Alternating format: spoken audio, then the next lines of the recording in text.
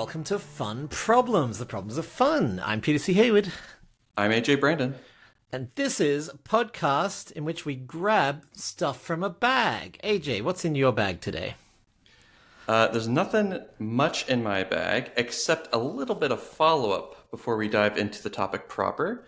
This doesn't really feel like follow-up, but we did reference Elon Lee a little bit ago, and there's one video in particular that I really wanted to highlight, which is box design.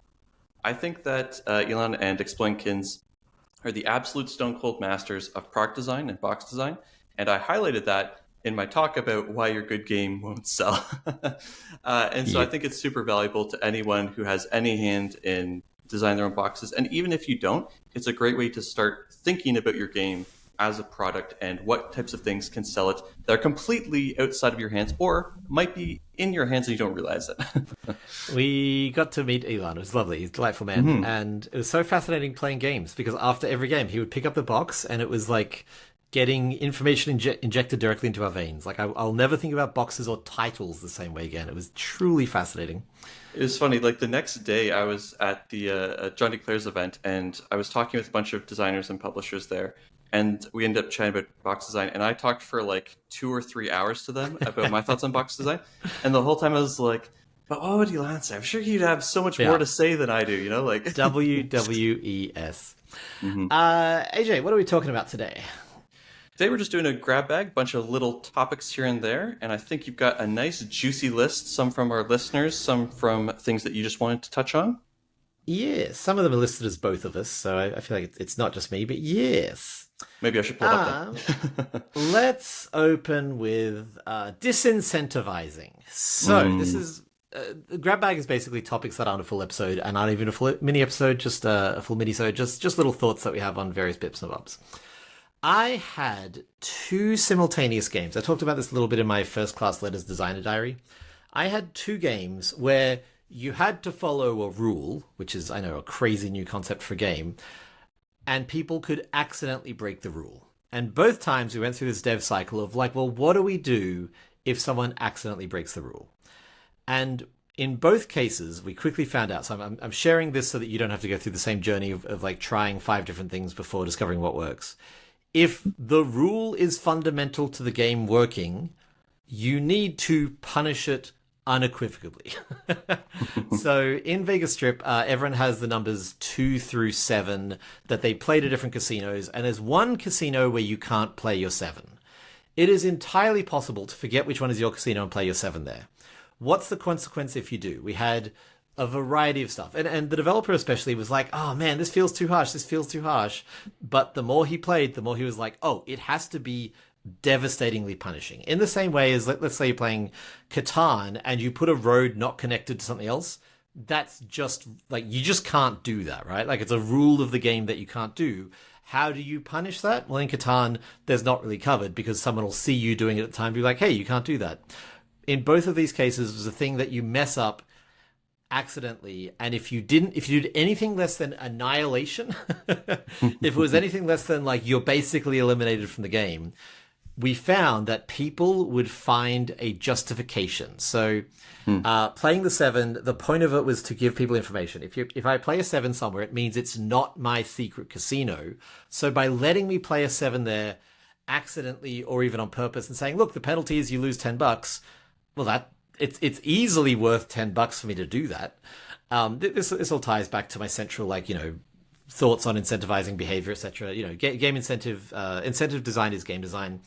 But in First Class Letters, if you put a letter out of alphabetical order, you might not notice it needs to be that word is worth 0. Because if it's worth anything more than 0, there's times where you're like, that's worth it. I'll take the penalty. I'll take 5 points for doing this. It has to be no. You cannot do it. Or if you use the letter that you're allowed to use, you really have to devastatingly punish people for not following the rules.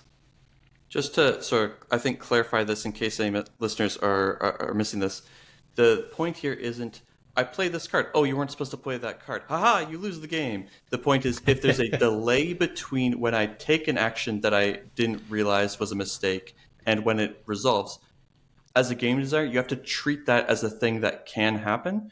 Because if you don't, then the players are stuck there and have to figure out how to resolve this issue. So what Peter's saying is by making that a punishment, that disincentivizes people from doing it. If it's a small punishment, it still might be the strategically correct decision some amount of the time.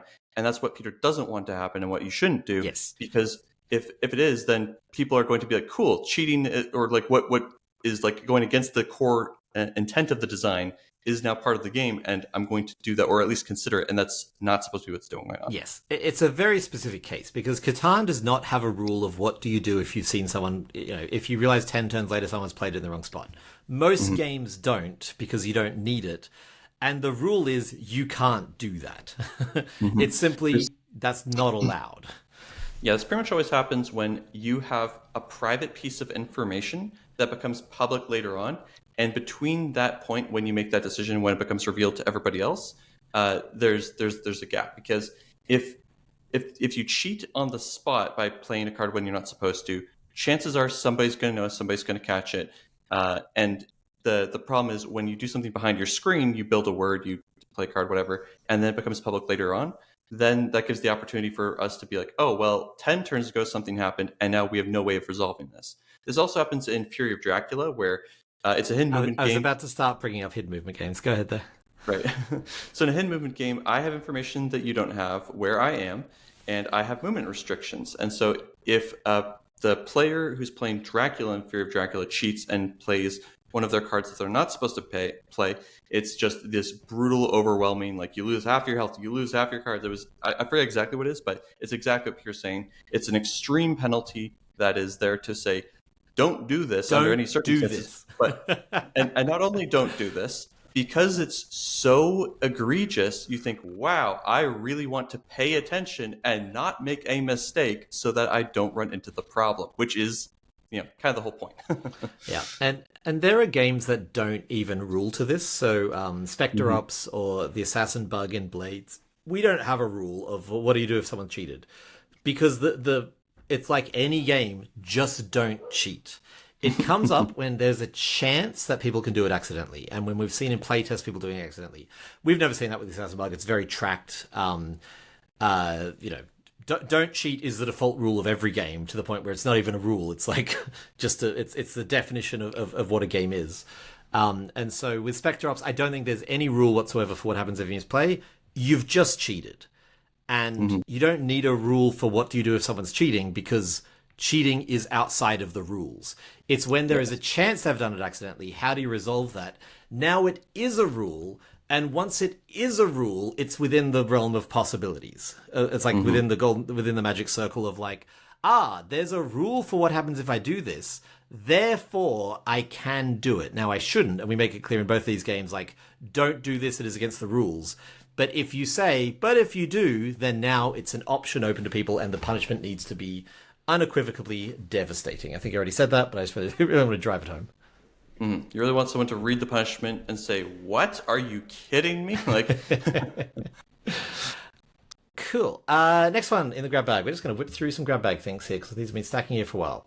Resources that are worth victory points at the end of the game. So the example I have here is Lords of Waterdeep. Lords of Waterdeep is a resource collection and then management game where you spend the resources to fulfill goal cards, and that gives you points and often other resources. Before I even go into anything, do you have any thoughts on this as a system or as a rule in games? So we've actually talked about how CMYK has done the opposite in the past, where that you lose points for holding on to special abilities as a way to incentivize you to actually use your cool abilities. And I think that is, generally speaking, I think it is an extra rule to say you lose points for not using them. Ideally, it would be something that's so intuitive or so exciting that you just want to use it anyway. But I think that giving you points for not doing fun things is just so obviously not something that you want to do in most cases.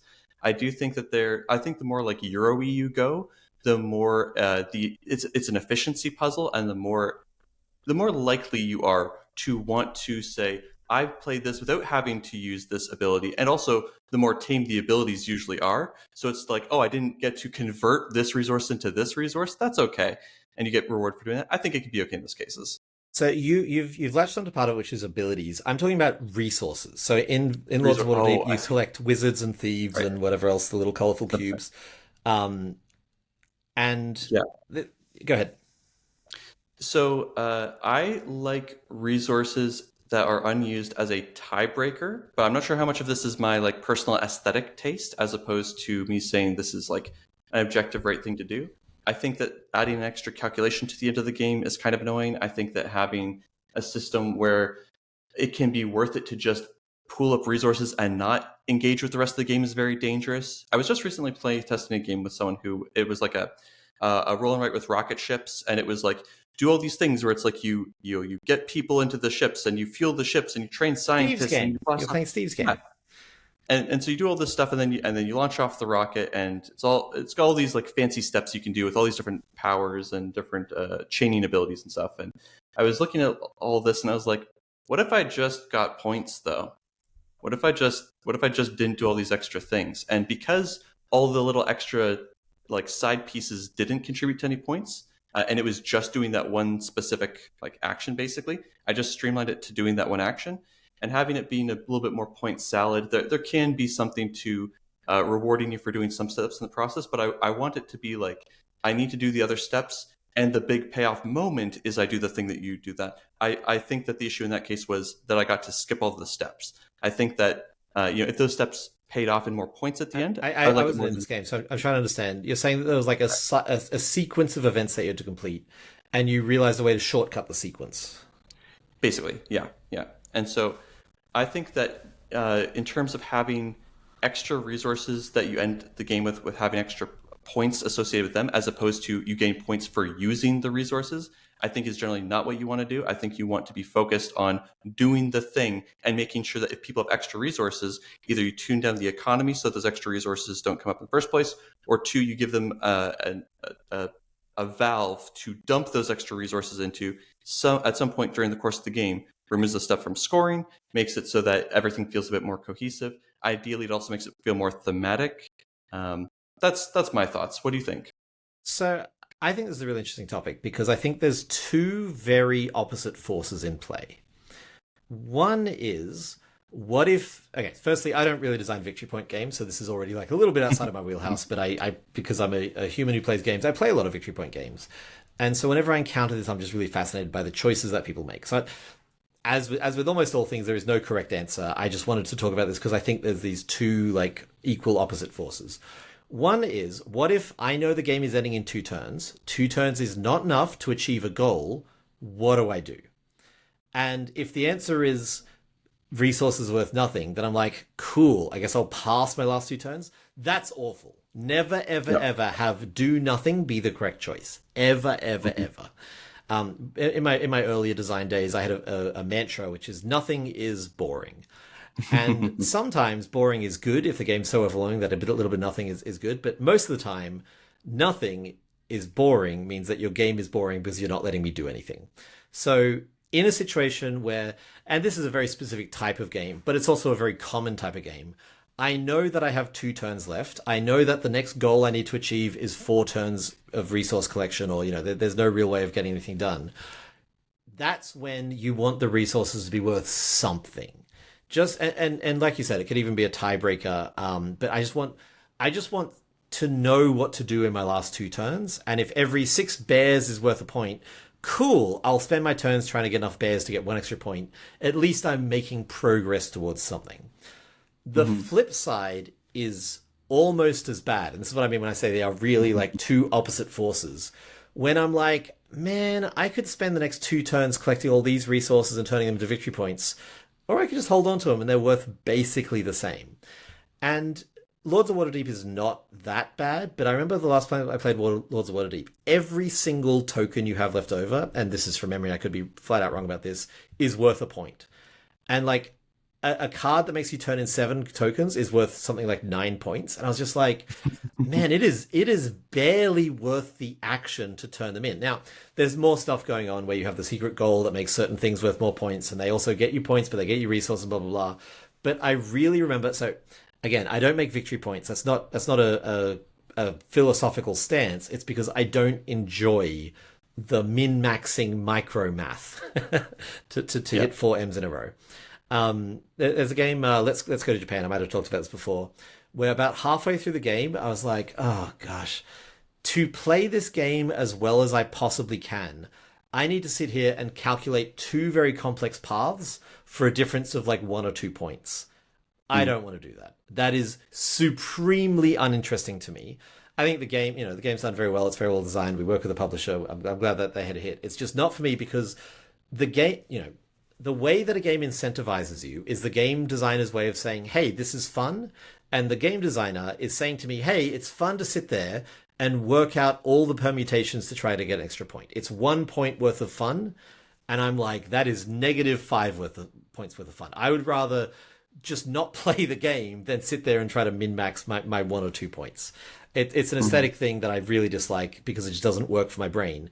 So anytime where I'm sitting there being like, okay, I've got 2 turns left, how do I min-max to get like those 3 extra points? Some people love that. This is not me criticizing the genre or the players who love it. Some people are like, ooh, how do I maximize this? I'm just like, I don't care enough to do it.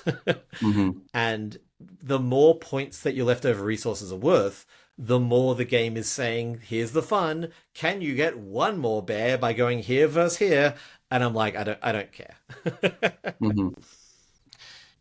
Yeah, it's one of those tricky problems. I would prefer to see it done, like I said, in a more organic way. If there's a space that's like, even the difference of I go to this space and I convert my extra resources into points. As long as there's some way that it's baked into the system that I do it, I find that vastly more satisfying than having the end of the game looking at whatever random junk you have left over and having that extra step of calculation. That probably doesn't matter in most cases. And I would say ideally doesn't matter in most cases, like you were saying with Waterdeep. Right. That's not the fun part of the game. Yeah. And I think that things like hidden goals or bonuses for doing X, Y, or Z, the more complex the system is, the more tools you have to solve this problem, because you've got so many different levers you can look at in terms of which of these or how many of these things can give you something to do on your turn that is meaningful as the game comes to an end. And you can also look at things like ending a game with a variable amount of turns, those kinds of things. So that probably doesn't fit that genre very well, but there's a lot of ways of looking at the problem. Yeah, my broad solution is I don't make games like that. Yeah, same. I do sometimes make games like that. And so Critic Kitchen has points, Tiny Folk Cafe has points, there's probably other games that I've made that have points. And so I want to talk through the 3 methods that I have used that I don't think it's a solvable problem, but here's the 3 things that I do that I like the most. One is, there's not one that I've used, but I like it when games do this. Every 4 resources worth a point. Cool. That just tells me, like, get a bunch. Like, don't worry too much about, like, will this one get me an extra 1? Will this, like, just maximize, just make number go big. That's fine, because I don't have to sit there and micromanage it. I'm just like, in Agricola, there's 4 sheep there and there's 5 cows there. 5 is more than 4. I will get that. Zolkin, which, as we all know, I adore Zolkin, that turns everything into corn.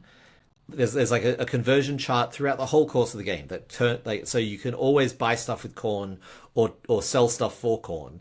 And at the end of the game, you turn everything into corn, and every 4 corn is worth a point. Great, cool. Like, get the best stuff is fine. Lords of Waterdeep is annoying, I think, because it is every single thing is worth a point. God, it's been so long since I played this game. I should stop using this example in case I'm just blatantly wrong. We'll get a bunch of angry comments. So that's one, is just go for big numbers, just make it the simplest version and the least impactful version, which is not to say unimpactful, but, every 4 is worth 1. Cool. If I can achieve a goal, that's way better. If I can't, just get as much stuff as you can, wherever you can get the most stuff. Mm-hmm. The one that we used in Critic Kitchen is most of the time, it doesn't matter. But there are some secret goals that make it matter. And so if you've seen that goal, you know that it matters. And if you haven't seen the goals, then you'd be like, well, look, I know that these goals exist, so I'll go for that. And it probably doesn't matter. Like, you're always better off getting the thing that you're actually going for. But if you're not sure, just go for like whatever the secret goal is, like most leftover ingredients or whatever. That one I've used because it means that you have something to do, unless you've seen every single secret goal and know that it's none of them. But this is also in Critic Kitchen, like a 1 in every 20 games, you'll even have to think about this. There's always something that you can improve in Critter Kitchen. It's just in those very rare situations. It's like, well, I'll go for the secret goal because it might be out there. Right. And then what I did in Tiny Folk, and I like this one, is Tiny Folk goes for 3 rounds. This is my little teeny tiny fairies buying and selling coffees, making selling coffees. There's 3 rounds. At the end of each round, it flips a card up. At the end of the game, whoever has the most of those listed ingredients, so like one might be coffee, one might be lattes, one might be milk.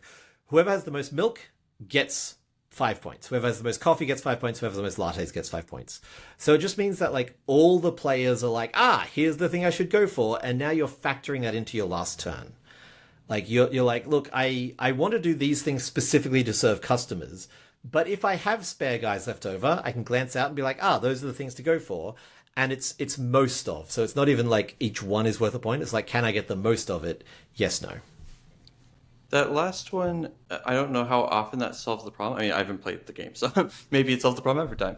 But my thinking is that if let's say that it's whoever has the most milk gets some extra points at the end of the game, cool. If I'm in a board state where you have, say, 5 milk and I have 0, and I can at most get 4 milk with my last few turns, then it hasn't solved the problem of giving me something that I can do that actually gets me points in the last few turns. Am I misunderstanding? If you're in a situation where I have more milk than you can possibly get, and I have more of the second thing you can possibly get, and I have more of the third thing that I can possibly get, and there's no ingredients that help you towards your goal whatsoever, you're right, it hasn't solved it, but okay, so there's like multiple of these ones. Got it. There's 3, yeah. You reveal 1 per round, and at the end of the game, all 3 take effect. Gotcha.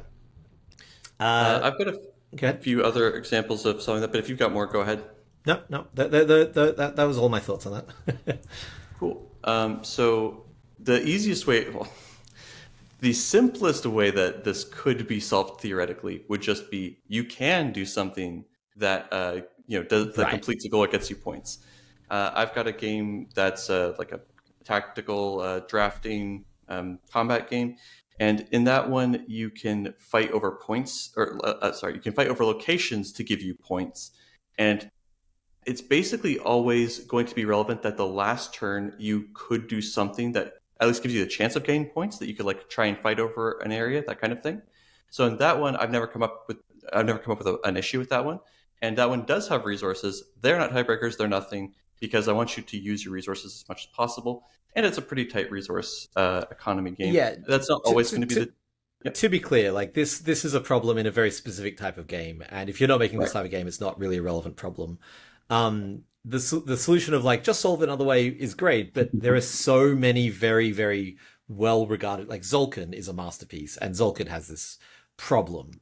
Like there is a type of game where it's just going to be a factor. Most of my games end immediately when someone wins, so like they don't even have victory points. It's not a thing. But there is a type of game where this is a problem for whatever reason. There's also things, this is kind of similar to what you're saying with the corn, where everything converts into corn and corn are worth points. If you have like a type of resource, or if you have a type, like, and I say resource like in a broader sense, it doesn't have to literally be a resource. It could be like anything, literally anything in the game that is worth points. If you have a way to convert your resources into that thing, and that thing is worth points. So if it's, I don't know, a worker placement game where you can build buildings. Okay, if each building is worth points and you can always build a building, then you can use those resources. Or if it doesn't cost points to, or it doesn't cost resources to build, you just build a building and get a point, something like that. Then that is another way to look at trying to solve the problem without having a situation you can bump into where they can't do any of those things. And I think, I guess my other one is also like far enough away. I'll say it anyway.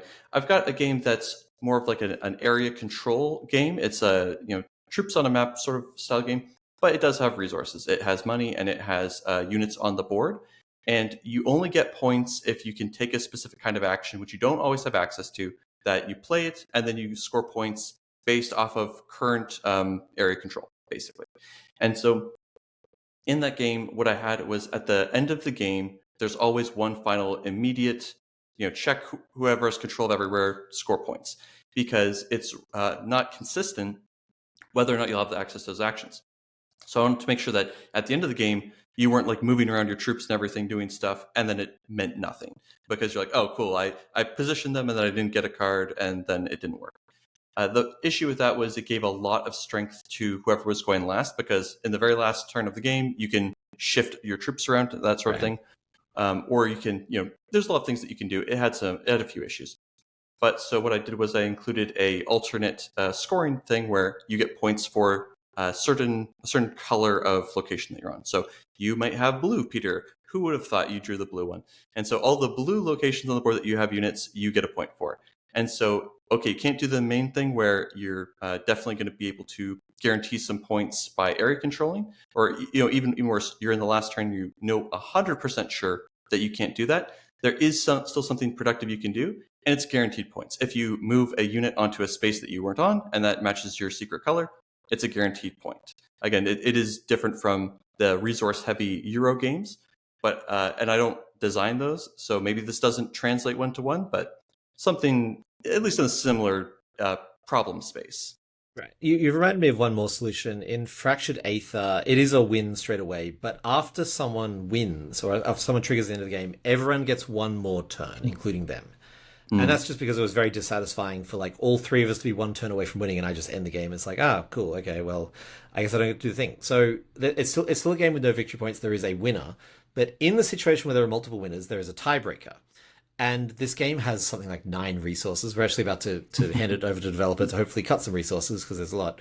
And we picked one, money, and it's the most like common one. We're like, money is the tiebreaker. It's not add up all your resources and divide by anything. It's money. So at the end, and this is similar to the solution to the approach of like nothing's worth anything at the end. It's like, cool, nothing is worth anything except for money, which is the only tiebreaker. Or there's technically a strict tiebreaker that we use in every other part of the game. So if you happen to be tied on money, which I've never seen happen, then that does break the tie. But again, I just don't want to sit there and like calculate minute whatevers. And so it was just like, money, great. I've spent the whole game getting and spending money. How do I get money? I will do that in the hope of breaking the tie if someone else even wins on the same turn as me. Yeah, the less meaningful the secondary thing is, whether it's a tiebreaker or whether it converts into points, the more focus players are going to put on the rest of your game, which I think in every single design is something that you would want. I can't imagine the game where you're like, oh yeah, I really want players to be min-maxing this tertiary resource when the cool thing is like shoot rockets into space or whatever. Like, right. It's like Scythe has 11 tiebreakers or something crazy, because it just goes through every single resource, and it's like, I don't want to memorize the arbitrary list of tiebreakers. All right, speaking of Scythe, this is a complaint, I guess. I've seen it in enough games that I wanted to bring it up as a red flag, because it just drives me bonkers. Have you played Charterstone? No, but I've heard you talk about it before. I had lots of logistical issues with Charterstone. I had lots of ergonomic issues with Charterstone. It was just like tactilely unpleasant in a bunch of different ways. And there's one that stuck with me, and I wouldn't even bring this up just to pick on Charterstone, except for I've seen it in a prototype or two since then, so I want to flag it. It is such a... Okay, let me explain Charterstone. So in Charterstone, it's a worker placement game, and one of the things that you can do is buy from a market, and every time you buy from a market, it flips over the next card at the end of your turn. So the trouble... Charterstone is a legacy game, and it was deliberately very, very unbalanced, or I don't know what the thinking was, but... There was an artifact in this deck of cards that was basically, if you get this, you win the game. That's really the problem. Don't have a card that if you get this, it wins the game. But what ended up happening was that if it was not in the market, no one wanted to touch the market. And I was in multiple games of Charterstone. What's that? Because it might flip out, then someone else gets it. Right. I won multiple games of Charterstone because the player before me was like, okay, you know what? I'm going to go to the market. And they went and it flipped over the winning card and I took it and I won. The problem is the winning card, obviously, but I just wanted to flag this idea of don't make it unfun that your turn sets up the next player to win, unless this is like a very specific kind of game you're going for. This is why it's on a grab bag, because this is not an episode topic. I don't have a solution for this. My advice is just don't do this thing. Well, Go ahead. I have a very simple solution to this. If someone is going to do something, I guess the more I get into my sentence, the more vague it gets. If something's going to do something, make sure that someone else doesn't not do something else.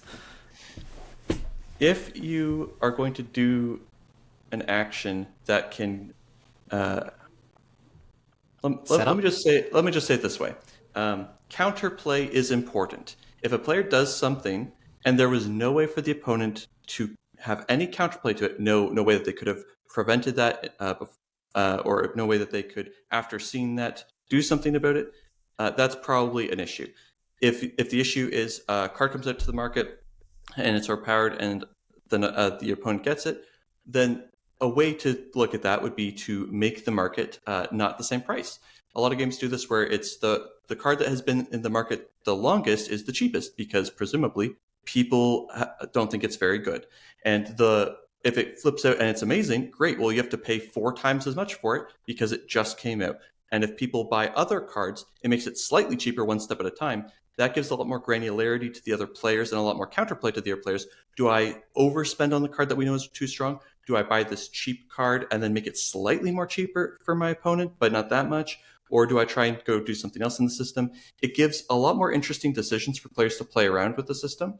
And it gives players just a lot more agency. And I think there's a lot of different ways to apply this sort of concept where you're trying to make sure that you're thinking of how things affect the opponent. But that takes us away from this current mini grab bag topic of just how to make sure that players are incentivized to do things. And yes. I think your broader point is a really good one, probably better than the original topic. But it is just think about the consequences of your actions, young man. Is my real note. It was just so profoundly unfun for everyone to be like, I guess we're not going to touch the market. And again, the problem was nested. It was that one card. I can't remember what it was. It's been 7 years. This was right before Henry was born. So literally 7.9 years.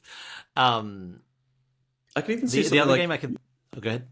I was going to say, you could be playing like an abstract strategy game. Like I could very easily imagine us playing Shobu, and we're at a position where if I make a move, then that you're incentivized to just undo the move, basically.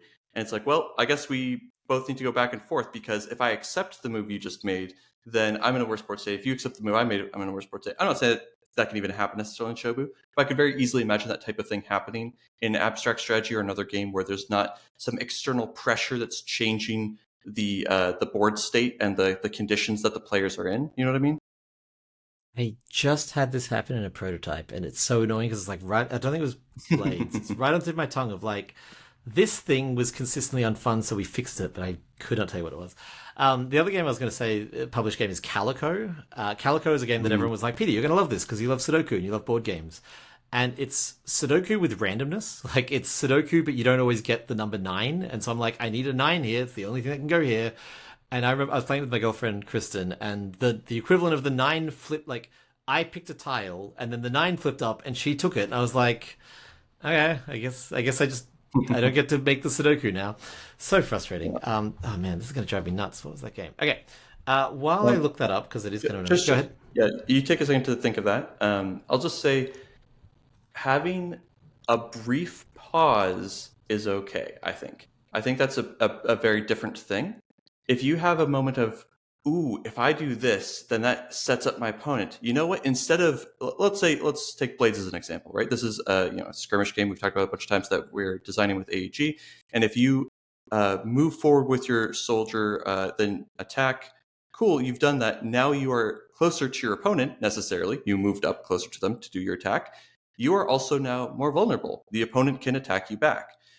It might be correct to be able to move and attack and say, you know what, actually, I think I'm going to hang back this turn. I'm going to avoid moving and attacking so that I'm not setting up my opponent to be able to hit me back very hard. That's okay. But if that's the right move for both players, or if that's the right move frequently to not do something, then that's a huge red flag.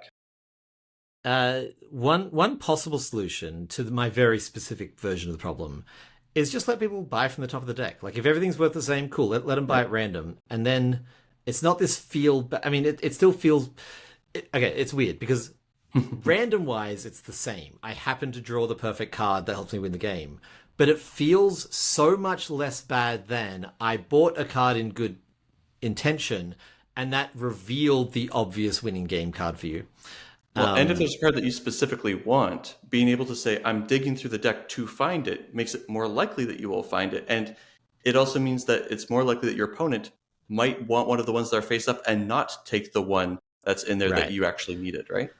Yeah, the crux of my note here is it feels stupid. And that's such a bad feeling when you're like, I did this thing that I thought was a good idea, and it turns out I'm just an idiot for trying to play the game. And I have a pretty healthy self-esteem. I realize regular listeners will be like, no way, Peter, you think you're okay?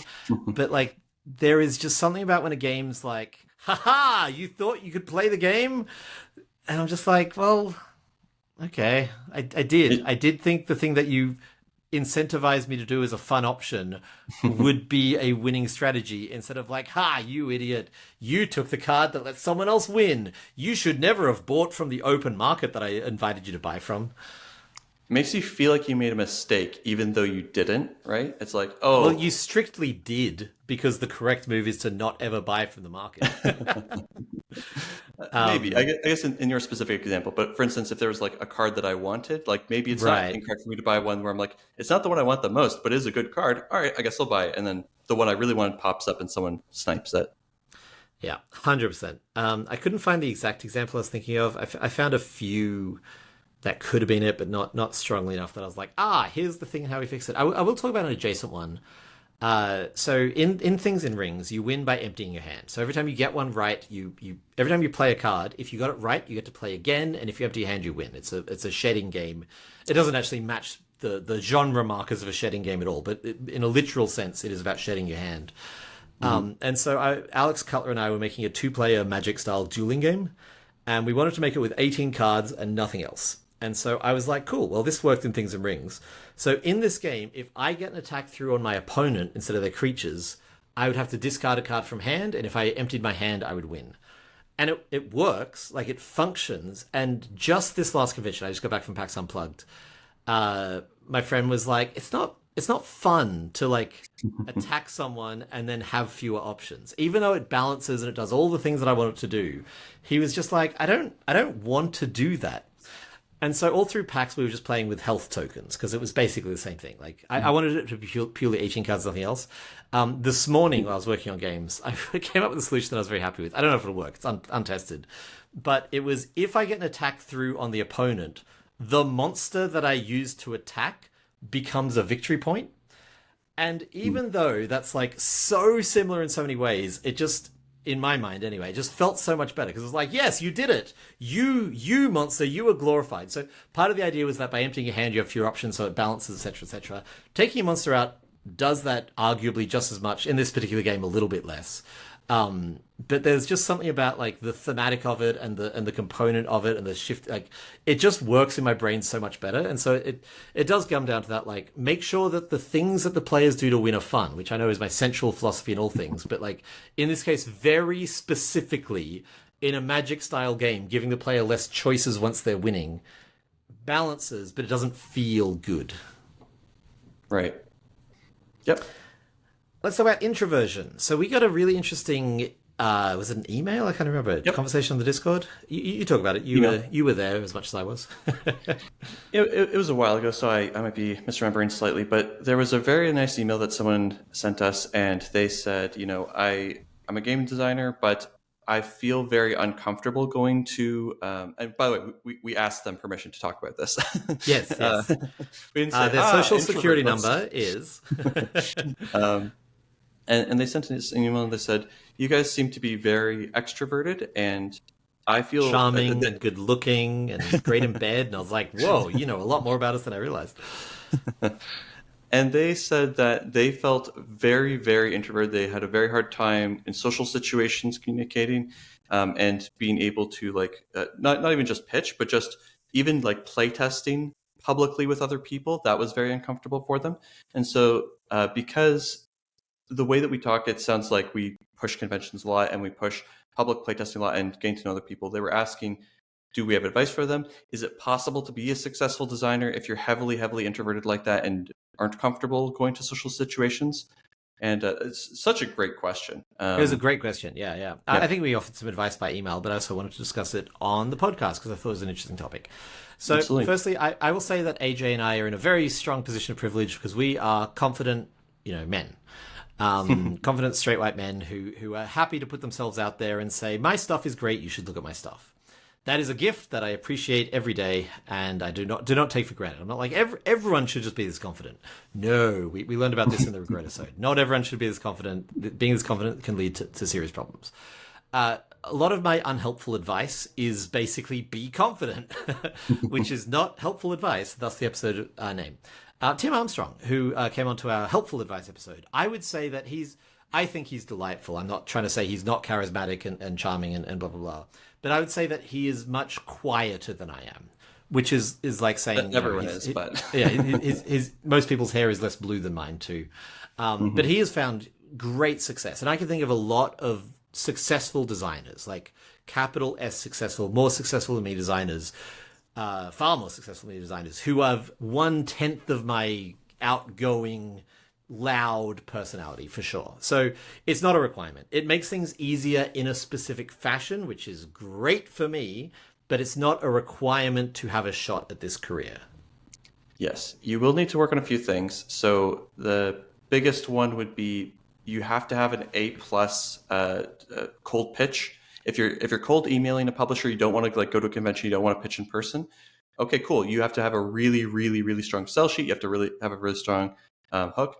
Part of it is I've talked to a few people recently, and I have there's a whole thing. Maybe we'll even get to this episode. I don't know. But I was talking recently with people who are like, you don't really need a hook. And we're actually talking about that in the Discord literally right now. All right. It's part of this episode. We'll touch on it once we get through this question. It's part of the question too, I guess. But if you don't have a hook, what gets the game signed?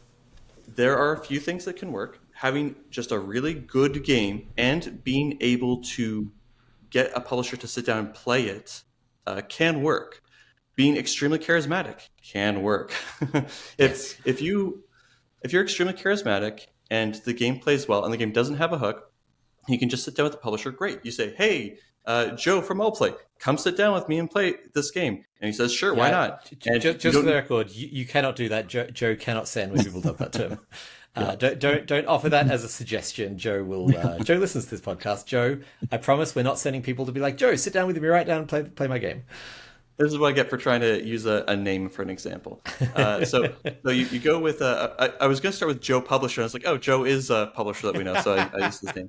But anyway, the point is, yeah, if you sit down with them and they're willing to take it at face value and they play test the game and they're like, yeah, the game is good and they see a good product vision for it, great, awesome. You can make that game. And you might be able to send a game pretty easily. If you have to do that through an email, you aren't able to use any charisma that you have. And if you don't have any charisma, then you're not missing out on that. But it does make it a lot easier to get the game signed. And I say that's someone who I don't think I'm that charismatic. I think I don't know, maybe an average you're outgoing human. For sure. I don't feel that way, but maybe it looks that way, which is great because my other advice is you host the podcast, AJ. Yeah, there's no one in this room. I'm totally safe. If someone's listening to my conversation, that's fine. But I'm here with my friend Peter. We're talking. You have confidence in your ability to talk to the listening public about stuff. Yes. That is a level of confidence and outgoing that I think is outside of the realm of what we're talking about. Yes, very true. So faking it till you make it can help. If you just pretend to be confident and practice that, it's going to be very, very uncomfortable for you. But if you practice that, particularly with family or friends who, can comment on it, and you have a thick enough skin to sort of absorb the feedback and everything to be like, your smile looks really creepy. You have to smile with your eyes, not just your mouth. That kind of thing can help a lot. But if you're just sending cold emails, have a really strong sell sheet, have a really strong hook. If you don't have those, and look professional. If you have any red flags, really strong game. Yes. If you say something amateurish, like what's a good example? Sign an NDA before you can look at my game. Yes, amazing example. If you say that in a cold email, the publisher won't even respond to it. I could just about guarantee if they're really really nice, they will say, they'll try to introduce you to the industry, but they get thousands of these emails. Literally, they're probably just going to ignore you and throw you into the junk bin. Your job for a while was to take the jelly bean pictures, right? Yes. You're in charge of that inbox. And so you got, like, I haven't looked at submissions for, God, possibly a decade at this point. So for a while, your job was, and we were not a big publisher. We weren't like, it's not like we were Hasbro or Asmodee or even like Roxley or modern day Allplay. Like, we were getting a couple of submissions a week, maybe like 10 at peak or something like that. But you very quickly, do you want to talk about your experience at all? I don't think I've ever asked you that on the show. Yeah. So for me, I was cognizant of that sort of issue of games getting filtered out if it seems unprofessional, or if people don't have a sell sheet. If they're like, hey, here's my idea or whatever. And I tried really hard to not dismiss anything out of hand. I took it very seriously as like, I don't want to accidentally delete an email that has a really valuable game in it just because it looked unprofessional, just because it didn't have a sexy hook. Maybe there's a way that, because sometimes the hook comes from the art, sometimes the hook can come from the product, sometimes the publisher can add that. So I wanted to give everyone as good of a shot as I could. And you know what? If I was doing it again, I wouldn't, because I never found a single one that looked unprofessional that was actually good. I never found a single one that didn't have a hook that seemed like it was good. The best things you can do are make it as easy on their life as possible. Don't send me 4 paragraphs about your game. Say, hi, my name is this. If you have anything that makes you seem more serious or more credible, put that in there. Hi, I won this award. I have 4 published games. I'm a professional trapeze artist. Like, that sounds stupid, but genuinely, like, it's like, oh, okay. It's called the halo effect, and it's terrible, but also very effective, which is that we, as humans, if you're very good at one thing, we assume you're very good at others. The classic example is if someone is attractive, we assume that they are smart or erudite or good at their job, and they're just rarely related. But at the same time, if when I'm sending out screenwriting stuff, I do mention, hey, I'm an award-winning board game designer. These skills do not overlap. They do in my brain because of how I think about systems, but in terms of like, you cannot ask the average award-winning board game designer, if that's a thing, to write a screenplay and expect it to be any good. But there is something interesting about that person, or something that says like, okay, they have been a professional in some capacity. Like, there's something about that. So more relevantly as anything board game related, I've got 3 published games. I've got 2 signed. I've won an award. Here's Dan Thoreau, love my work. Like, anything that gives you some credibility, great. But if not, just get to the pitch is what you were saying, I think. Or if you, like, let's say you've playtested with some known designer. If you playtest with John Perry and John Perry really likes your game, be like, hey, I've been playtesting with this game with John Perry and he really likes it. If someone sent me an email that said that, weight. Yeah. If someone sent me an email that said that, I would absolutely take it seriously. I might ask John Perry to make sure that he actually liked your game. But if it's John Perry approved, it is me approved. In fact, I played Christian Kudel's game that he co-designed with Richard Garfield, in part because when he was talking to me about it, he was like, because I was curious, like, how on earth did you co-design with Richard Garfield? And he said that Richard Garfield ended up playtesting the game and liked it so much that he just wanted to play it again and again, and then ended up being a co-designer. If you told me, like, yeah, Richard Garfield played my game again and again and again, was addicted to it, heck yeah, I want to see what it is. So you should check out Village Pillage then. If you have anything that could make you seem more credible or make your game seem more credible, great. But keep all of that short, and make sure that when you are sending things through, you send a professional looking sell sheet, and your game, if it has a hook, which for the love of all that is good in this world, it needs to, you put that front and center, loud and clear, and even highlight, be like, the hook of this game is, or the elevator pitch of this game is. If you have a 1 to 2 sentence elevator pitch that makes your game sound really exciting, that's cool. One thing that I learned about myself recently, and I don't know if you'll agree with this is like a technique. Maybe it's not good advice for people generally speaking, but I realized that my 3-sentence pitch, my 3-sentence description of a game, is usually the best. And I don't think that that's something that necessarily people should be like, oh, cool, I'll make a longer hook or a longer explanation or a longer elevator pitch. But I found that with that extra space, I am able to leverage it a lot better. Even in, it sounds ridiculous, but saying like, I designed this game to evoke this because I realized this mechanic would do this. If I was doing Dread, let's say, that's the RPG where you use the Jenga tower. I wanted to have a tension release cycle in a board game and make you scared. How did I do that? By a Jenga tower with escalating tension before crashing down. Right. That's 2 sentences that explains how you got there. And I think if you can explain your game in a way like that, it will make publishers, I think, give you a lot of respect, being like, oh, this person gets game design. I pitched a bunch of games to AG. Design, more relevantly. Exactly. Yeah, I pitched a bunch of games to AG recently, and I did it using that technique, and that seemed to be a lot more appealing. And even I was, when I was at John D. Clare's thing, talking to some people, they were like, what else are you working on? And it's conversational, right? So I'm not like, here's the one sentence, or here's the right. Brief hook. And it seems to, for me, to be a lot more effective. I'm a one sentence hook guy. I'm basic. I want to circle back to introversion. So our mystery caller said that the prospect of playtesting is intimidating, and I would ask myself. Firstly, everyone when they start, I think this is as close to universally true as you can get. Everyone when they start is bad at taking feedback. I was horrendously bad at it. One of my strengths, I think, these days is taking feedback because I have no ego attached to my game. People think of me as very arrogant or egotistical or whatever, but it's not attached to my game. Like, the Daniel Piechnik quote, a game designer is like a pilot. If there's something wrong with the game, I want to know about it. That's so key. And it'll take me, just today, AJ and I had a meeting yesterday, and I was like, hey, remember that note you gave 6 months ago? I finally worked out how to take that. And that's not to say that I don't think I was defensive at the time. I just didn't get it, but I didn't let it go. I wasn't like, I disagree, therefore that note is dead. I kept the note, and then finally yesterday we managed to implement it, and the faction is so much better. I'm very excited for that. Off topic. Mm-hmm. And so I would ask myself, hey, I'm saying I'm introverted, which is totally valid.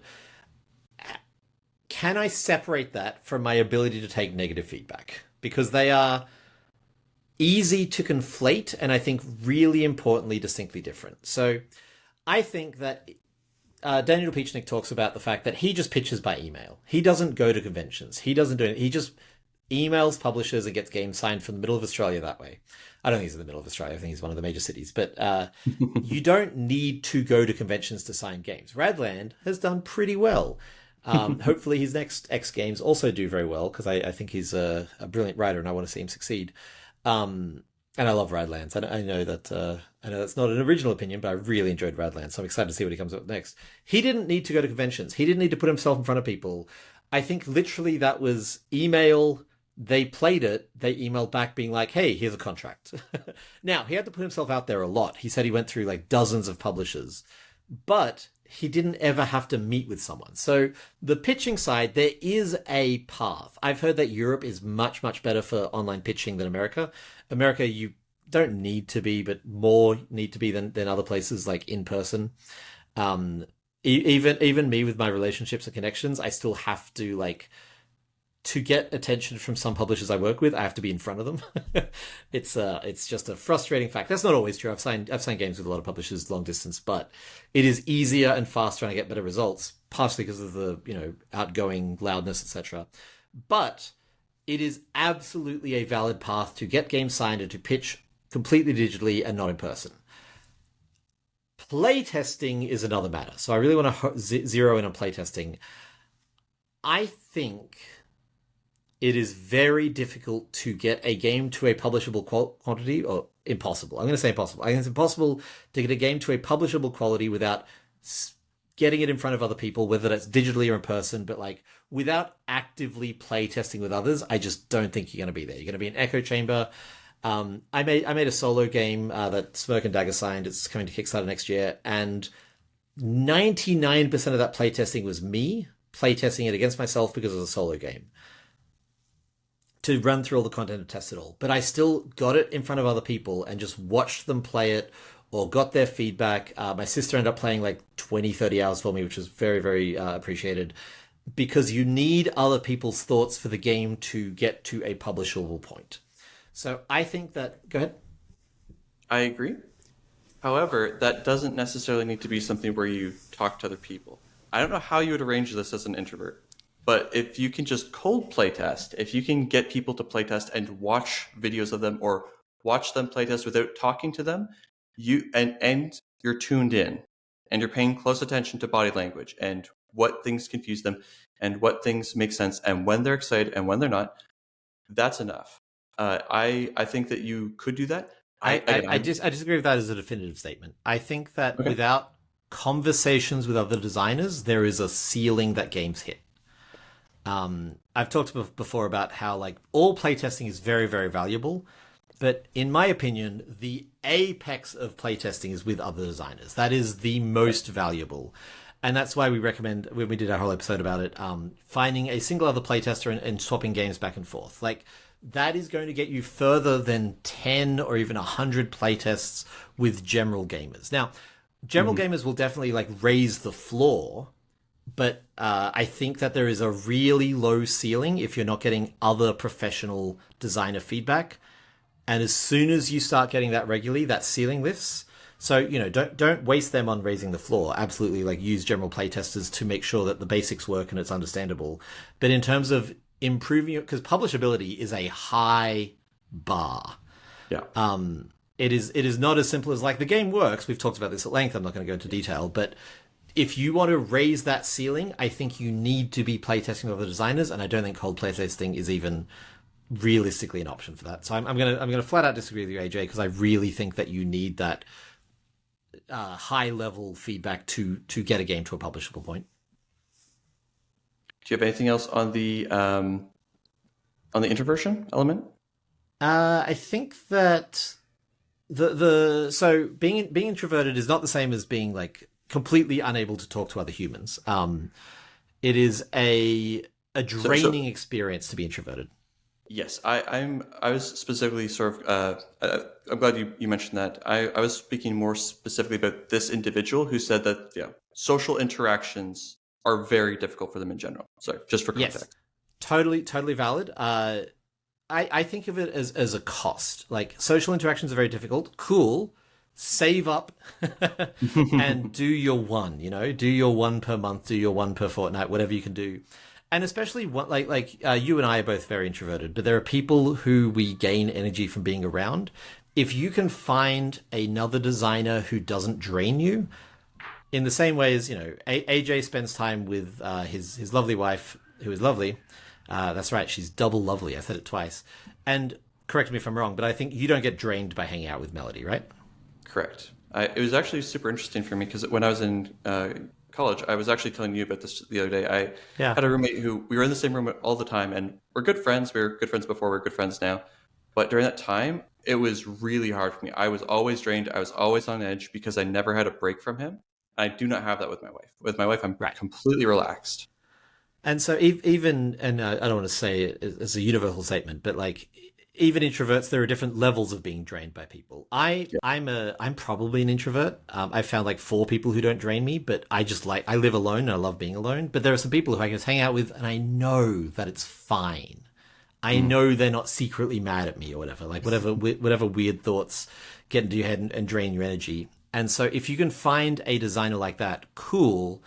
There's a way to playtest with another designer and grow as people and blah, blah, blah. I think that's all I had in introversion. Anything else from you? No, I think it's pretty good. Cool. Okay, the last thing... I keep pressing a button that does a weird thing.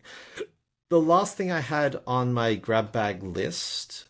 I see. I'm pressing end of page instead of delete. It kept shooting me off to the side. I was very confused in our little spreadsheet.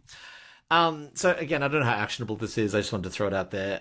So let's say you've done it. You've got a game published, or you've got interest from a publisher, and you get offered a developer job. AJ, what is a developer? No, that's not what I mean. That's a very specific in-joke that I wasn't intending on making that in-joke.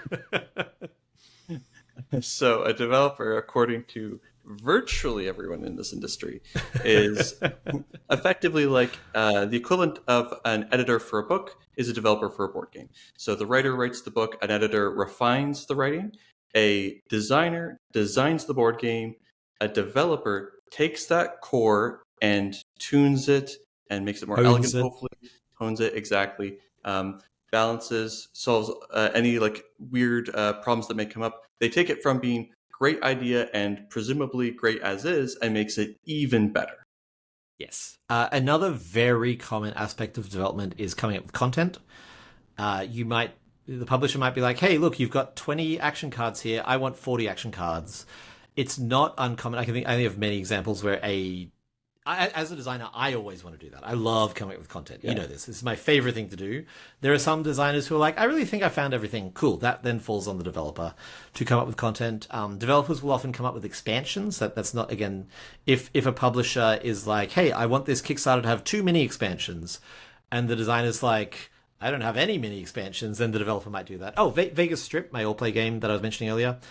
Jeff Fraser ended up making the expansion for that. Again, I love coming up with content. I've developed ideas with him. I bounced ideas off him for weeks and months. But when it came to actually sitting down and making them work, that was him. So he is credited as the co-designer on that expansion. That's a very common thing for developers to either make it without credit or be co-credited or just to be solo credited on an expansion. But you're absolutely right. The core of a developer's job is to take and improve and polish the game. Sometimes that'll involve retheming it maybe to what the publisher wants. I think of the developer as the conduit between the game and the publisher's vision, where most of the time the publisher's vision is it's very smooth and polished. But sometimes they're like, and I really want it to be space themed, and I really want it to be a little bit weirder than it is, something like that. So right. It's sort of a general job, but generally it exactly as you said, it's the job of editing for board games. So I wanted to talk about. So I've got a couple of dozen published games, and I wanted to talk about some things that I've seen developers do either on my games or on other games that isn't really what you want a developer doing. I'm not going to name any names. It's not name and shame or anything like that. That's good because I was a developer on some of your games. I don't think you did any of these things. I'd be shocked if you did any of these. The big one that I see, and this is almost like the whole point of the segment, I don't know if I have much beyond this, is they try to make a new game from those components. I've seen this happen again and again and again. And it makes sense when you consider the path is quite often designer to developer. They want to design, but that's not the role of the developer. The developer's job is not to make a game. It's to improve, polish, hone, fine-tune, maybe create content for a game. That's not the same as creating a game. Now, maybe the game's irrevocably broken and the developer's trying to salvage it. That absolutely does happen. That's a whole kind of adjacent thing. Yeah. But I've seen developers sort of just go out of scope. To the point where I've seen designers, not me, I've seen other designers come back and be like, hey, this is a really fun game you've made here. I wish you all the best with it. I don't recognize this. Like, I'll take the royalty, I guess, but this really has nothing to do with the game that I signed, or so little that I'm like, I don't know what kind of feedback you want, because you've made a new game from where we were. Is this something you've ever witnessed or experienced?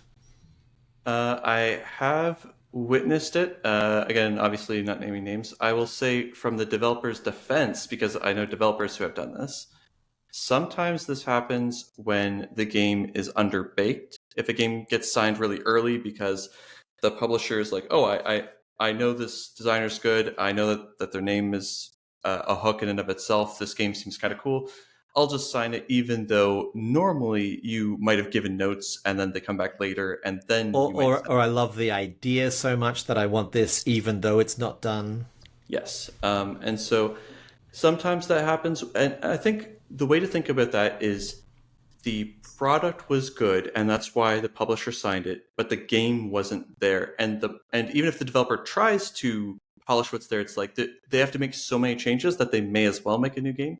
But that shouldn't be the case. That'll be, that's a problem in the system kind of issue. So yes. genuinely don't remember if we talked about this on the episode. I've had the kind of similar conversations a few times. When I talk about like the seed of a game and everything growing out of that seed, this is really helpful for me as a designer working with publishers. Because when a publisher or developer is like, hey, Peter, what is this? And my games are weird. Like, I will be the first to admit, my games are really, not all of them, but some of them are just really kind of perpendicular to like how most games work. It's really helpful to be able to say, well, here's the core tension. Here's the central idea. Here's what we're doing. Oh, let's use Blades. We literally did this yesterday because we are developing Blades, which is a weird position to be in. This is not common. We are both the designers and the developers of Blades, and we ran into an issue with the Mantis. Do you want to talk through that? Sure. We did this. We did literally this with you in the role of describing the game. In this case, the faction. Yeah. So something that's interesting is kind of using your following the dog metaphor. Often games can move away quite far from where they were originally. So we wanted to sit down and reassess one of the factions, the Mantis. And part of that was so many players struggling so much with it, both like in terms of like the difficulty of playing it strategically, not understanding, but in terms of playing it, but also, yeah, go ahead. This reminds me of a really key thing that developers do, because we've been doing this a lot lately, which is take a great game and see what it's like as a new player experience. Right. That's such a key part of the development process, whether that's done by the designer before they sign it, but often that is what the developer's doing. They're seeing not only does the game work at a high level, but when we put this in front of new players, how do they react? This is the kind of the stage that we are right now in with Blades, where we're being like, oh boy, okay, these factions are balanced and beautiful and wonderful and fun when you've played it for 100 hours. Yes. What's this like when we give it to a new player? And this is where we've run to the Mantis problem. Sorry, you talking about that reminded me of like such a key part of development. Go ahead. Yeah, no, and that's absolutely great context. We've so much of what we've been doing is, like you said, just trying to make sure that all the fun and all the nuance and all those great things are immediately available. And and part of that too is also perception of balance. Like what's more important, a game that is balanced or a game that players perceive as balanced? If it's perfectly balanced, but players play it, twice or three times in a row, and they're like, no, this faction's clearly overpowered. It wins every time. Well, what matters more? How many people are going to play your games, 200 times? Yeah. There's a famous... To quote the great Dominic Crapasciutis, every design decision is either for the first play or the 10th play. And yes. There's no right answer, but in the modern gaming world, you do have to really think about that first play. They're kind of... So, first or 10th, agreed. There's an interesting story from Neuroshima Hex, which was a huge inspiration for Blades, where the designer of the game sent off a faction. And basically the way that, from my understanding from reading this, it works is the publisher would send it off, the designer would send off the faction, the publisher would say, cool, I'll play it internally and then give it a thumbs up. And like they just don't normally need to make any changes because the designer's really, really good at their job. Fair enough, it's a great game. But then what happened was they were playtesting this faction, and the faction won every single time. Like literally could not be beat, or maybe it's the other way around. I think it could not win a single game. Is more likely, yeah. Yeah, I think that was it. It couldn't win a single game. And the thing is, these aren't just like the publisher and their developers. This is people who have won championships of playing Neuroshima Hex, playing the new Neuroshima Hex faction, saying, I cannot win a game with this. It is impossible.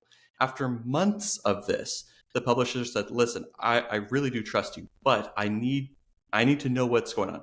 So the designer flew in and took a look and was like just asking some questions like, how do you play it? What do you do?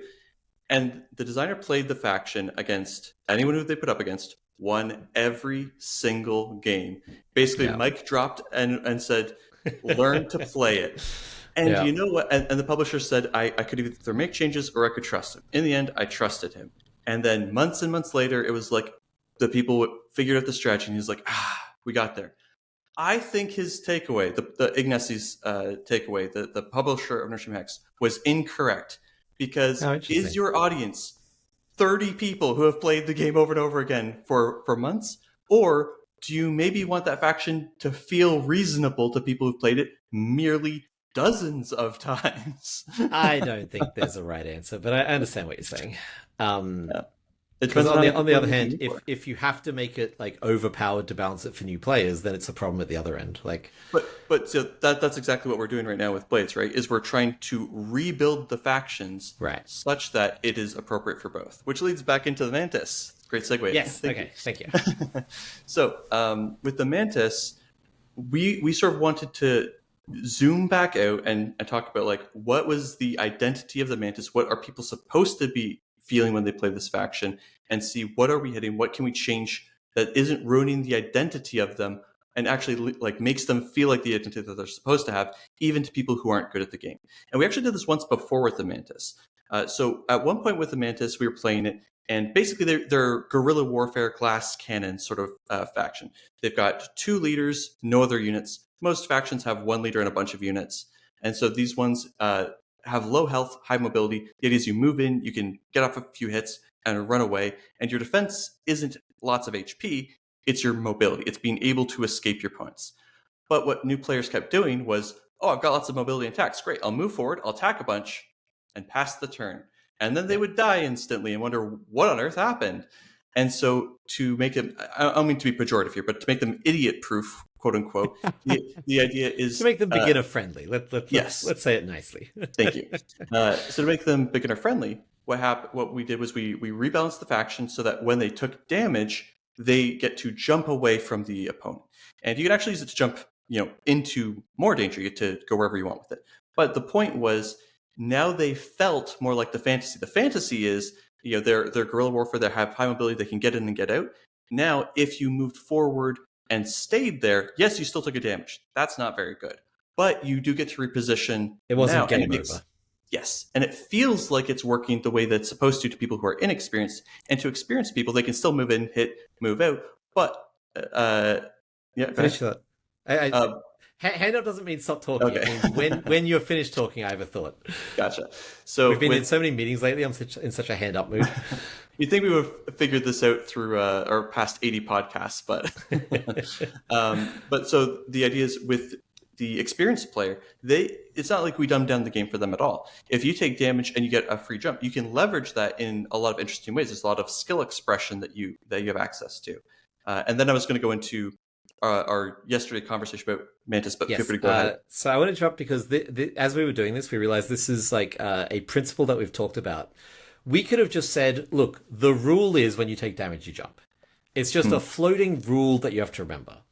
I don't like floating stuff that you have to remember. We've talked about this many times. I like it to be somewhere. So we put it on the health board. So every time you move down the health board, there's a little jump symbol. So you move down, jump, and you see the jump symbol, and you're like, oh, what is that? Oh, that means I have to jump. Great. That works so much better for my philosophy of game design, which is don't make me remember it, put it somewhere. 100%. Recently, while developing this, we realized that there was this issue where when you lost your last but 1 health, when you went from 2 health to 1 health, you would often be forced to jump into danger and die. And we spent a whole half hour trying to solve this damn issue. And we realized because it was printed on the board, instead of being a floated rule, we could change it. So now when you go from 2 to health 1, you don't jump, you fly. I'm not saying this will stay in the final game, but this is what the current build is. And we had the flexibility to do that because of this principle that we're always espousing of don't make it like a floating thing. Don't make it an arbitrary hand size of 5.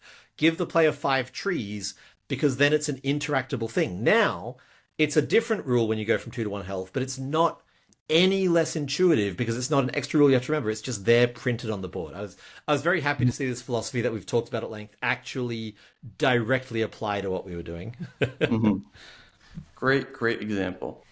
So with the mantises, when we tried to zoom out and go back to that core and see what is going wrong with it, we wrote down a list of like what is it supposed to feel like. So like I said before, there's supposed to be guerrilla warfare, glass cans, and we wanted them to be like tag team fighters. That's something that sort of evolved as we followed the dog and had, we've got 2 leaders. Let's lean into them being 2 leaders. Yeah. Comboing back and forth is really fun. Let's try and do that. So we pushed them more in that direction. But their core action selection was dice, and it has been very dice the entire way through. Yes, and part of that was thematically. The idea was these are people riding praying mantises. The praying mantises are very aggressive as insects, and so you don't have full control over them, which is kind of a fun idea. but that doesn't really lean into any of the other things that are going on with the faction. Adding on an extra thing was a lot. But also, we went through a list for each faction. We like to think about them as having strengths and weaknesses. And if a faction, has no weaknesses, that's a big problem, because that means that they can't have any particularly interesting strengths. If we push their strengths high and don't have any weaknesses, they're just going to be overpowered. And we realized how many weaknesses the mantises actually had. They have low HP. You only need to take out one of the two of them to win. They have the inconsistency of the dice. They have one other one that I can't even remember. That's how many that they have. They're just drowning in these. And so part of it was us looking at the dice system, and is that something that we easily counterpicked? Easily counterpicked, yes. Because it's a tag team, thank you, Peter, you could pick the one that isn't queued up, and then you don't get to take the special bonus without explaining too much of the rules there. And so because they have all these weaknesses, we wanted to remove one of them. So they still aren't 100% consistent. They are still a dice faction. We didn't want to completely rebuild a faction from scratch 2.5 years in. But what we did want is to make it so that it's less inconsistent, reduce the input randomness, the pre-decision randomness. So before it was you roll your dice and you can do different actions with them by combining pairs, but you might not get pairs and you have to spend resources to reroll. And what we went with instead was you don't have pairs. You've got 3 dice instead. Each one has, one of the basic actions, an attack, a move, those sorts of things. And if you roll it, you just get to do it. There's no fail state of success. You might not roll the strongest version of it. Maybe you got a move instead of a jump or a fly, but you still got to do something. And now the rerolls are getting exactly what you wanted for that turn, instead of potentially ending your turn where you're like, I don't actually want to do anything on my turn, which feels awful and doesn't lean into the fantasy that we were trying to have for them. So the developer designer flow that I wanted to tell the story for is that if you are stuck as a developer, it's really handy to be able to go to the designer and be like, what are you trying to do here?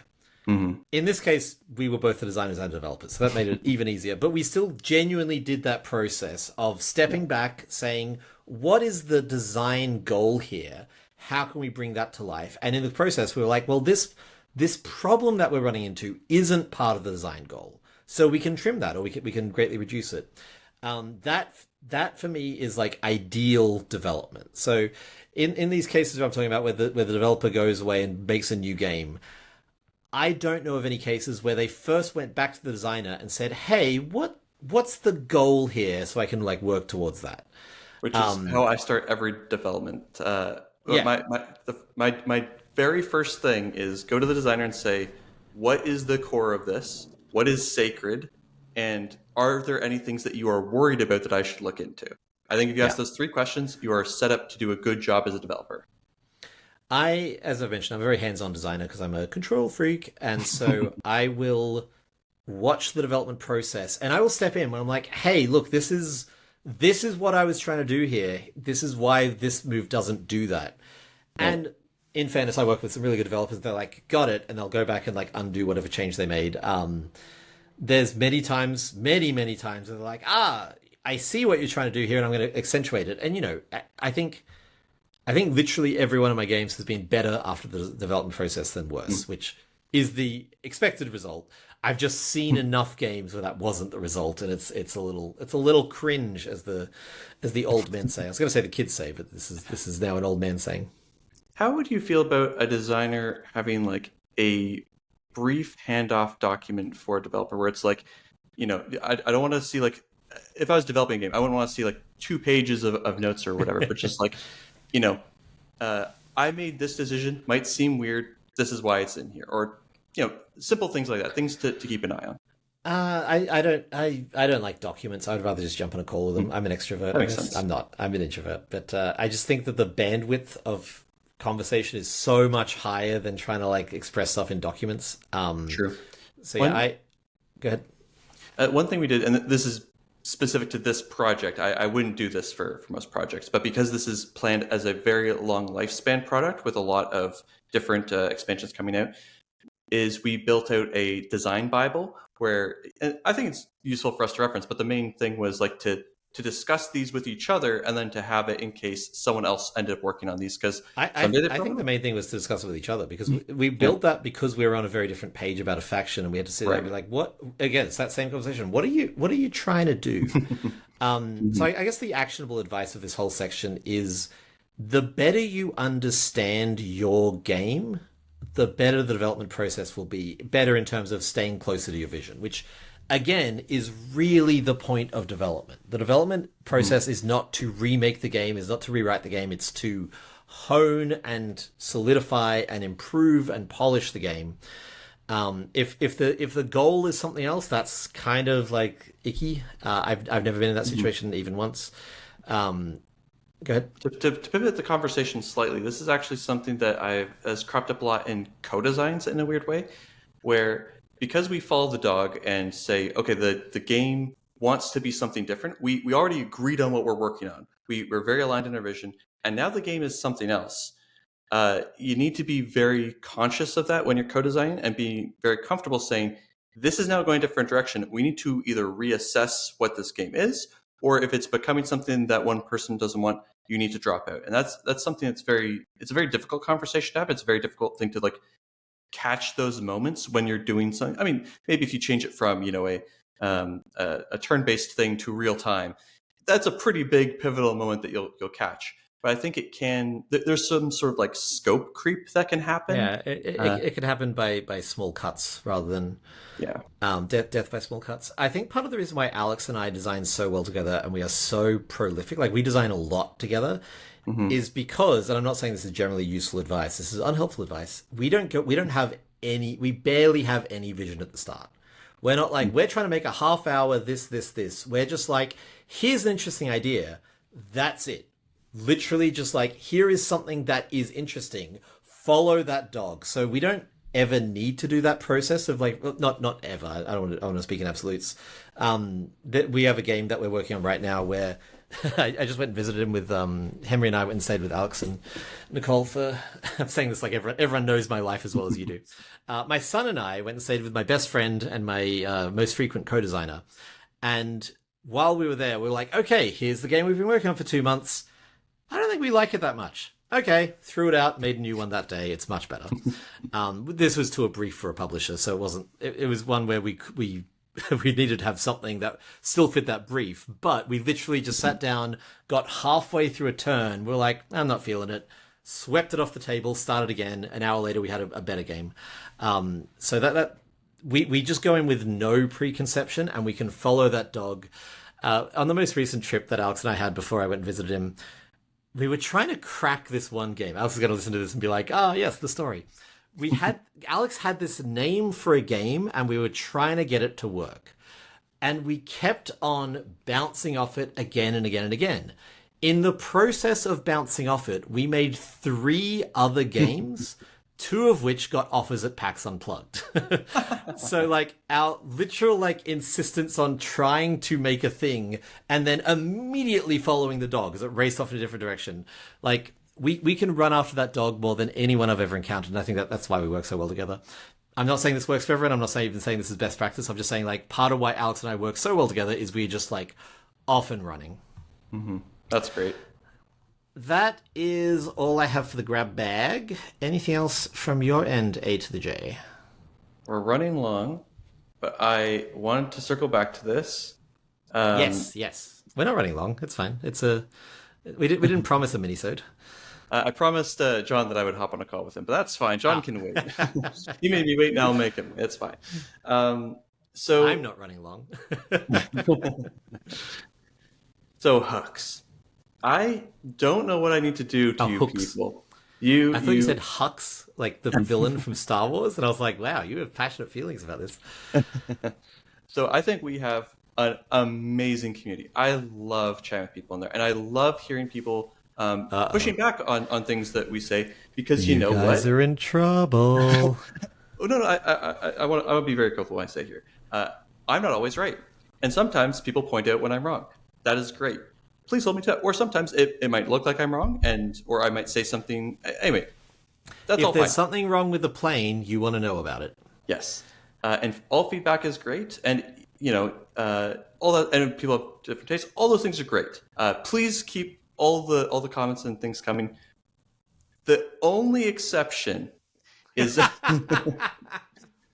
whenever I see someone say, "You don't need a good hook," and then says anything after that. And I'm calling out my friends here. Like I'm saying this tongue in cheekly. I've got a good friend in the server, Christian, who we have this conversation over and over again where he says, "This is the conversation I was saying is happening in real time right now." I know. It was very tilting to see that as we jumped on the call. And you know what, Chris? I want to play Steelman here. I want to play devil's advocate. Christian signs games, and Christian would say that a lot of those ones don't have good hooks. There are things that, as Peter has coined the term, cute games, but they don't have super strong hooks. But they do fine for him. They get signed, all that good stuff. So maybe I'm just crazy here. But there's no way to A/B test two, the same exact game. He has a lot of signed games. Right? This is what I'm saying. He's easily into double digits. Yeah. But the thing is if you have a good hook, it's like a force multiplier. If you have a good game that could do well without a hook, imagine how well it would do with a hook. If you have a weak hook, imagine if that was strong. There's no way to one-to-one test this, but part of it too is getting your game signed is one thing. Getting it to percolate is another thing. Getting it to explode and become a hit is another. These have some overlap in what they require and some things that are different in what they require. If I sit down and play a game and the game sucks, I'm not going to buy that game no matter how good the product is. I feel like we're drifting to hook, craft, and spirit here. Well, I want to talk about hooks. So are you saying you're saying craft is a relevant factor? Right. So I'm saying is like all these things are relevant, but I feel like there's this how do I put this? Mentality? I feel like there's this mentality of X game didn't have a hook and did well, ergo my game doesn't need to have a hook. And part of this is survivorship bias. You say like this did well, but you don't ask why it did well. Okay, if it didn't have a hook that you see, is there a hook that you're not seeing? If Eric Lang comes out with a game, you're like, hey, Eric Lang's game didn't have a hook. The hook might have been it was an Eric Lang game. And people are just going to buy it because it says Eric Lang and they know he's a known commodity. In the same way that if Christopher Nolan comes out with a movie, it doesn't matter that it's a Greek epic that has nothing to do with anything he's ever done before and may not have a hook. It's just another Greek epic movie. A million of those have come out. It's a Christopher Nolan movie. People will go see it. I'm going to go see it. Has he done a Greek epic? I haven't heard about this. It was announced. Yeah, The Odyssey. It's I think coming out next year. Yeah, that's cool. I will go see it. Right. But the point here is there could be things that you are missing as to why the game is a success. There could be a hook that you are not seeing, or a game could do well because the publisher marketed it really well. And sometimes. Yeah, go ahead. I want to dive into hook, craft, spirit briefly. I know you got to go. Please. But when I originally talked about hook, or when I came up with the hook, craft, spirit model, hook was split into three distinct parts: premise, property, platform. And so most of the time when we talk about a hook, we're talking about premise. Yeah. Premise is something like, I always go to the example of that Nicolas Cage film. He's a very boring university professor who suddenly everyone in the world starts dreaming about. He just starts appearing in people's dreams. It's called Dream Scenario. What an interesting concept. I want to see that movie. That's a premise hook. It also had a property hook. It was Christopher Nolan. It also had a platform hook. It was A24, so it was in all the cinemas. If that exact same movie had been made by me, it would not be in all the cinemas and it wouldn't star Nicolas Cage. That film had all three hooks.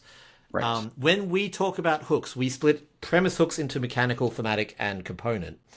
These are not the only types of hooks. These are just, as a designer, the ones that you can control.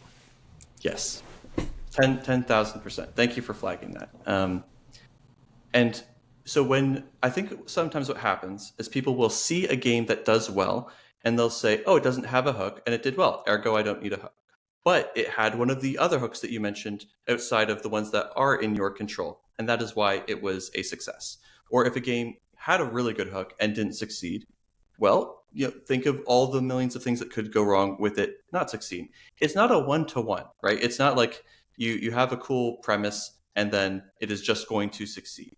But the point of me bringing this up is just to caution people from falling into a psychological trap of saying the easiest thing for me to do is not come up with a good hook. Coming up with a good hook is really, really hard. And so I don't want people to say, oh, I don't need a good hook, and coming up with a good hook is hard. I'm not going to. I just want, if it's a conscious decision, if you're like, listen, I think this game is really good. I'm really proud of it. I think it'll sign. I think it'll do well. And it doesn't have a hook. Okay. I just want you to go in with your eyes wide open and being like making that conscious decision and not excusing it for yourself. Does that make sense? Yeah. While we were talking about introversion earlier, I was thinking about a concept that I feel like we discussed like 4 years ago and haven't really brought up since, which is the unfair advantage. Yes, we have talked about that, but we're doubling down. It's been a long time. So anything that is mega successful had an unfair advantage. My unfair advantage is that I'm able to do this full time because my other career is not very demanding. It gives me a full-time living. My unfair advantage is that I have blue hair and I'm Australian and I'm a foreigner and I can talk to people and make them laugh. My unfair advantage is that I have the economy to be able to go to a bench. From 2015 to 2017, I went to dozens of conventions. Like, I established myself in the industry very fast. My unfair disadvantage is I'm an immigrant. I had no ties to this country at all before I literally came here for the first time ever in 2015. Like, everyone I know in America, I have met in the last 10 years, except for literally like 3 people who came over to Australia, who I don't really talk to anymore anyway. But like, if you want to succeed, it's a very, very, very, very competitive market. If you want to make in this competitive market, you've got to work out what your unfair advantage is. If you don't have a clear unfair advantage, I'm not saying you won't succeed. I'm saying at that point, what gives you the best chance of success? Hook. Hook, craft spirit. Like, if you can hit those, you've got a better chance than anyone else, and that can become your unfair advantage. The unfair advantage of Eric Strauss, I think his name is. I've met him so many times. I saw him literally 2 days ago. I don't remember his last name. Eric Strauss is a person. He designed Spirit Island. Like, the unfair advantage of Eric is that he made one of the most brilliant game systems of all time.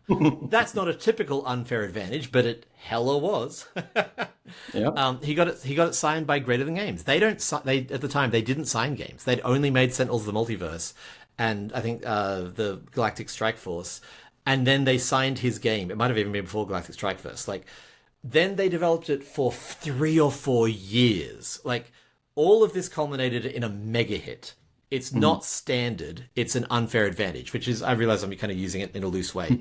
So if you don't have the unfair advantage, you've got to set up yourself for the best chance of success. Have I given the marathon metaphor before?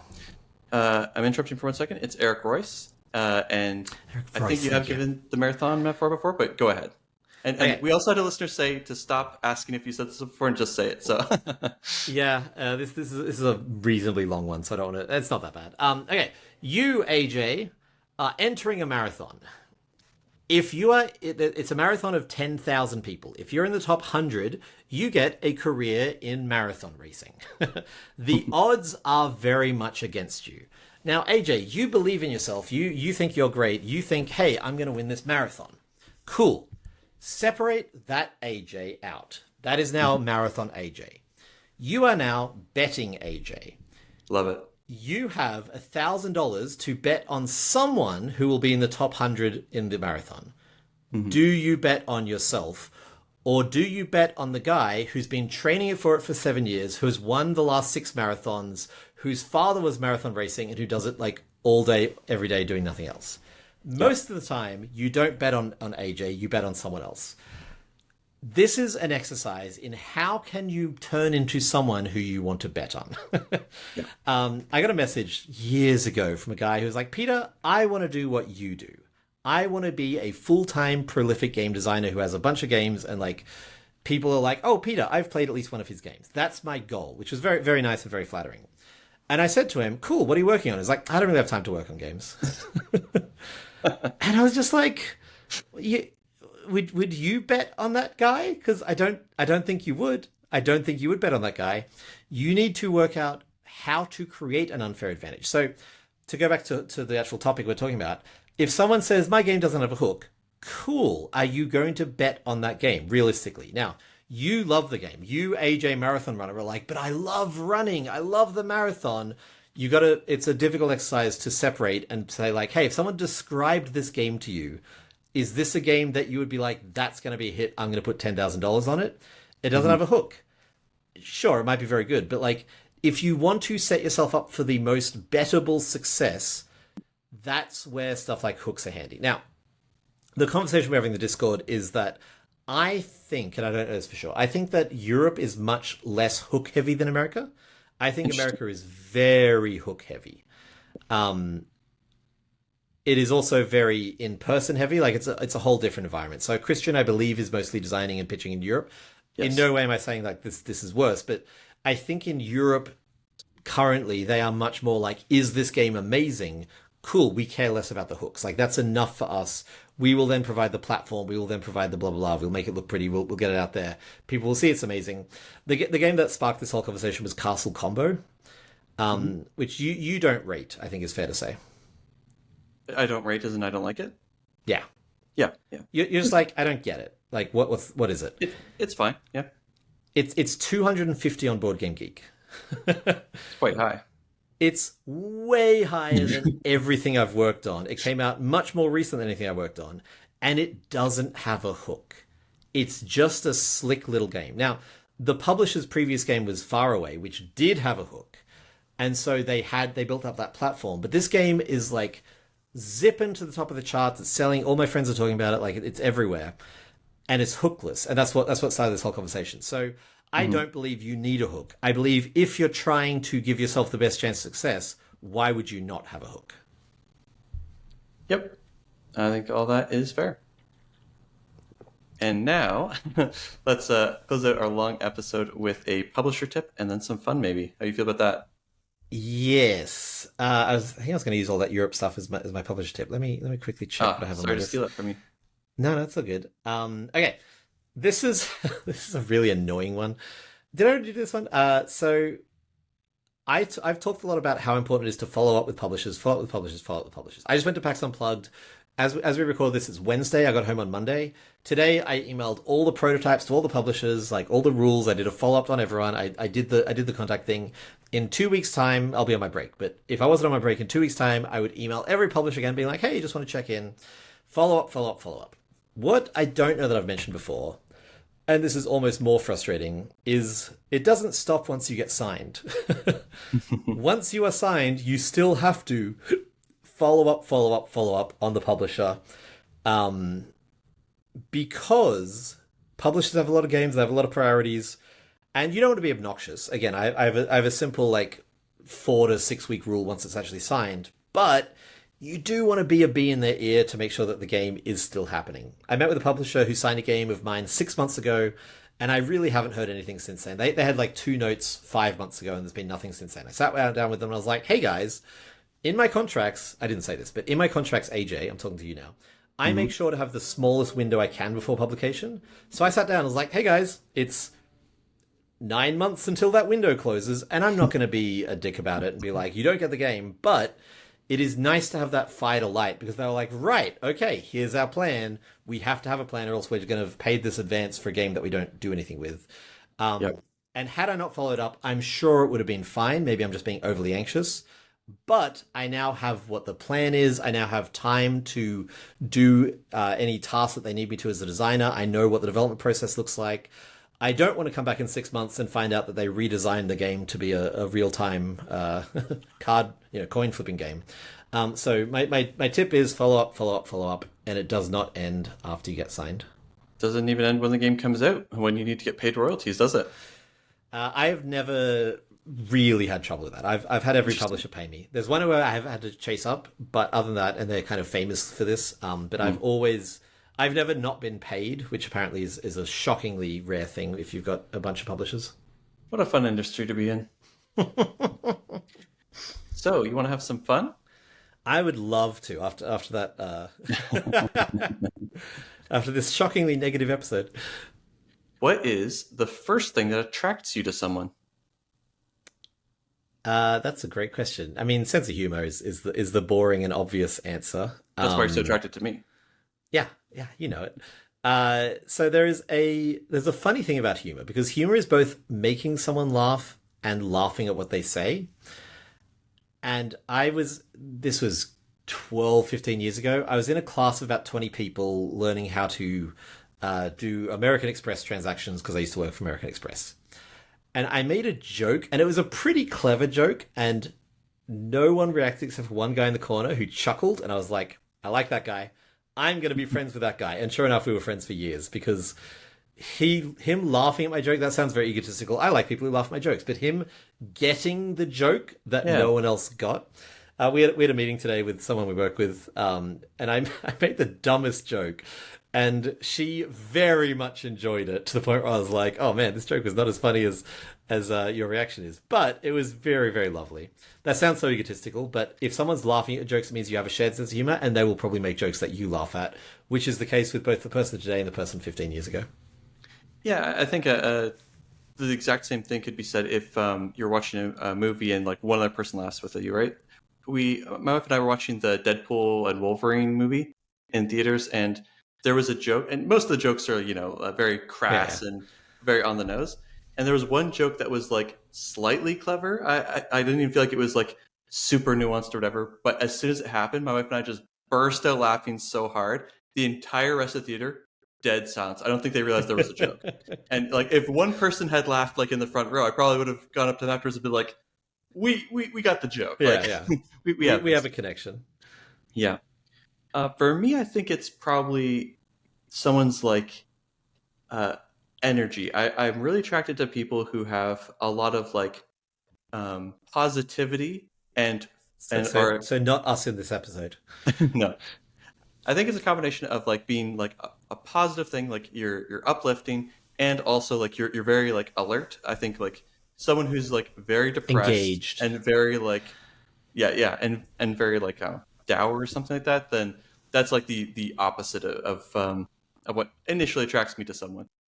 Whether that's like even romantically or just like as a person, it's just like the first time I met you, you were tall and smiling and a bubbly blue man, and it was like, oh, this guy seems fun. I want to be friends with this guy.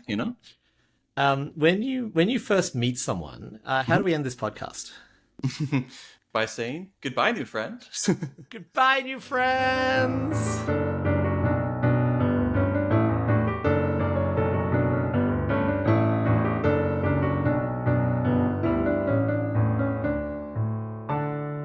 Thanks for joining us. You can find us and our incredible Discord community in the show notes, or reach out to us privately at funproblemspodcast@gmail.com.